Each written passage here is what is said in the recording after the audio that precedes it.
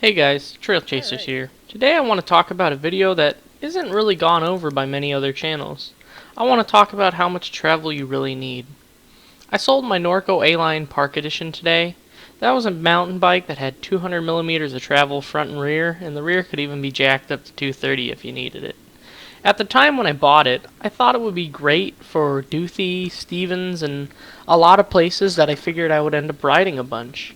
But truth be told, it ended up just being one of my least used bikes and sitting underneath in my basement. In all honesty, 99% of the riding I do could be done on a 160 travel bike. That's why I bought my Meta AM.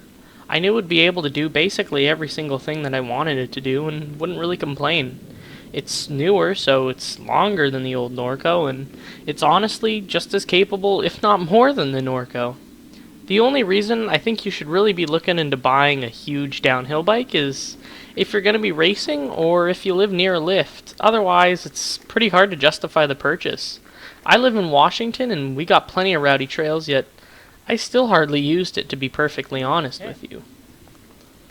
I soon realized after purchasing the bike that most of the trails that I rode on it, I could have done on 130, 140 travel bikes. So that's what I got. I got a 130 travel bike and I could ride everything just as fast and actually faster. The thing is, with so much suspension, it takes a lot of your energy out of what you put into the trail. A smaller, shorter travel bike will often be a lot poppier and put more energy into the trail. The only way that you're really going to get a lot more speed out of a downhill bike is if you're using it on a lift where it's pointed downhill as steep as it can go. Other than that, you're really just wasting energy. For most of us, 150 and 60 is more than enough. It gets us out to our trails, it pedals well, and it can take lift days just fine. While it may not hold up as well as a purpose-built downhill bike, there's a few little precautions you can take to make sure that your bike holds up well to lift use. After all, mountain bikes nowadays are built pretty tough, so you don't have to worry about a ton. Another thing I've noticed is when people seem to start on a 200mm travel bike, they don't necessarily develop the skills that they could on a shorter travel bike or a hardtail. When you learn to ride on a shorter travel bike or a hardtail, it teaches you not to use the suspension and just plow through things.